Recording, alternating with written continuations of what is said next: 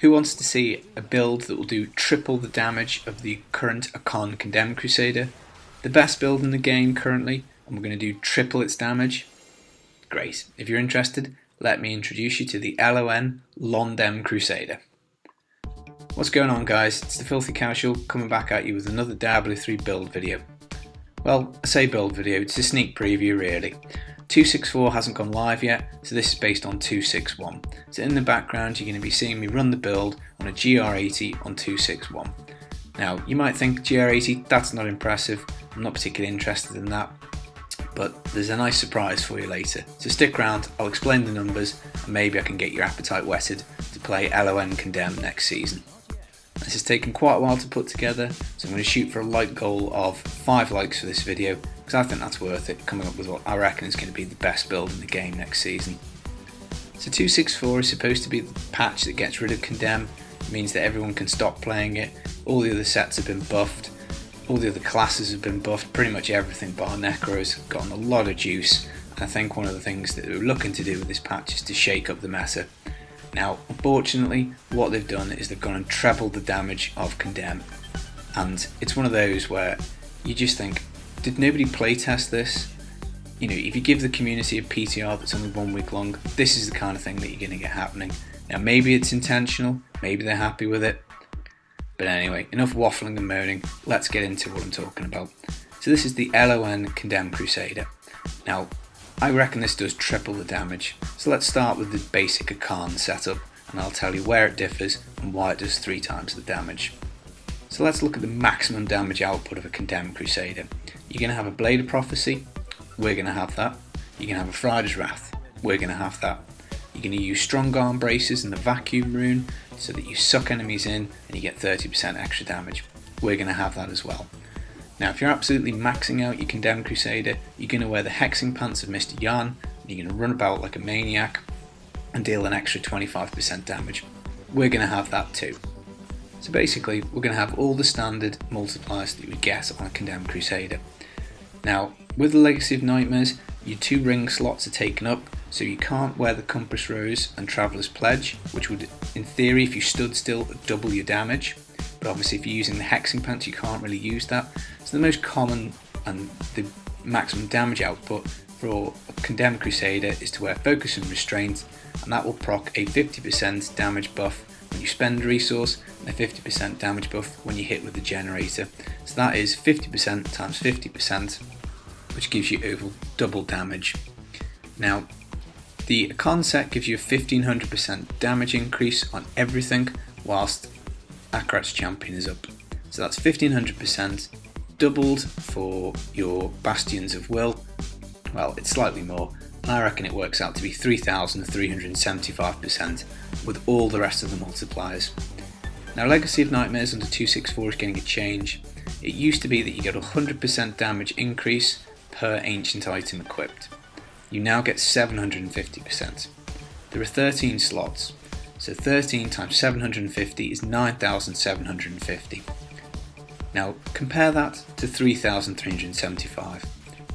It's a pretty big number. In fact, it's 2.89 times the maximum damage output of a current Akhan Condemned Crusader. That is absolutely nuts. This is a build that currently will do GR120, 125, and you're basically timesing its damage by 3. So the footage, as I said, was a pleasant surprise. This is me doing GR80. I'm Filthy Casual, I've got Cracked Paragon, it's about 900, and I think I've got about 2 augments on my gear. I've got poorly rolled items, I've got intelligence on one of my rings, I'm missing cooldown in a couple of slots, and I'm missing damaging stats on my gear. And this is GR80, which I do get through in about 9 minutes, but bear in mind, this is going to have its damage increased by 7.5 times. The multiplier goes from 100% to 750% per ancient item. I will be able to do 7.5 times the damage, and I'm currently clearing GR80 without much of a problem. That is absolutely mad. Now bear in mind, you're also going to have lots of other benefits from running an LON build. So you're still going to get damage reduction of about 50%. It's a little bit higher, but it's about even. But you get an immense amount of flexibility, because now you're free to wear whatever helm you want, boots, whatever chest piece, whatever pants, and you also get to select a 5th passive because you can wear a Hellfire amulet. So in essence, you're getting so much flexibility and diversity in the build. And in fact, I've taken the Aquila Cuirass for my chest piece to double my toughness. I've taken the illusory boots so I can walk about through enemies, so if they're in my way I can just walk through them. You don't get trapped in arcane or anything like that. You don't get stuck in walls. I've gone for the pauldrons of the Skeleton King to get an extra cheat death, so if I die whilst I've got Akhan's Champion up and whilst I've got Indestructible down, then there's a chance that I'll get saved by my pauldrons of the Skeleton King. And the footage I'm wearing the Gloves of Worship just to show that any item will do in this slot, but a St. Archie's Gauge would be ideal because you'd get an Absorb Shield, but at the moment I don't really have a particularly decent pair of those. You might think, well, that's great, but what about Akhan's Champion? That's on a 90-second cooldown. Well, don't worry, there are ways around that. And as I say, I'll be doing a full build guide on this at some point in the future once 264 is turned on, but don't worry, as you can see from the footage, I'm pretty much in permanent Akhan's Champion. It's not 100%, and that's about the only risk you've got with this, is when it drops off you do lose a bit of damage, you lose a lot of toughness, but you'll see that, well, just looking at the footage, I'm in it pretty much most of the time. Resources, you can see, is no problem at all. In fact, the only time that I'm dropping low is when I'm intentionally trying to do that, maximising my damage through the convention cycle, which will roll on to Holy right after Fire. So really the question is, what's the point of the Akhan set next season? Because this logic applies to any Akhan build. Because the multiplier in the set is so low at 1500, it's clear, to me at least, that any LON build on an Akhan based set build currently will be well better. So Captain America, well, you'll just run it as LON, you'll get a massive damage spike. Holy Shotgun, you'll run it as LON. Really, this patch now has pretty much made Akhan set worthless. Other than speed farming DBs and like a T13 build, people will just gravitate to something that does 3 times the damage. It's not a slight increase, it's pretty big. Now I think what would be a shame is that if I am right, if this does turn out to be the top Crusader build, it does turn out to be able to do much higher content than lots of the other sets and gear pieces, then I really don't want them to nerf LON. I think it is a good set. I think they do need to look at a few of these multipliers if it does turn out to be too high, but what I don't want them to do is just bring LON back down, because that then suffers everything else. I personally like LON in the game. I think it does offer an extra layer if you want to go for it. It is difficult to gear for, and it does give you something to look forward to. It means that when you find a piece, you need to find that piece ancient, and it means you've got a longer gear grind to get through. And that's one of the things that obviously makes Diablo fun, is finding items.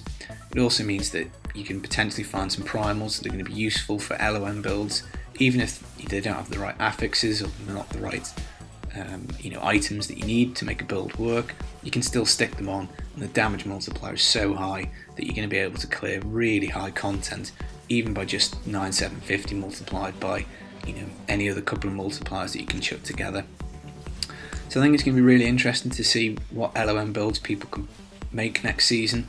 I think it's there's potentially a few sleeper ones in there. I think Necro's got tons of multipliers. There's definitely going to be a Necro Corpse Lance multiplier LON build. There's probably going to be a Poison Scythe LON Necromancer next season.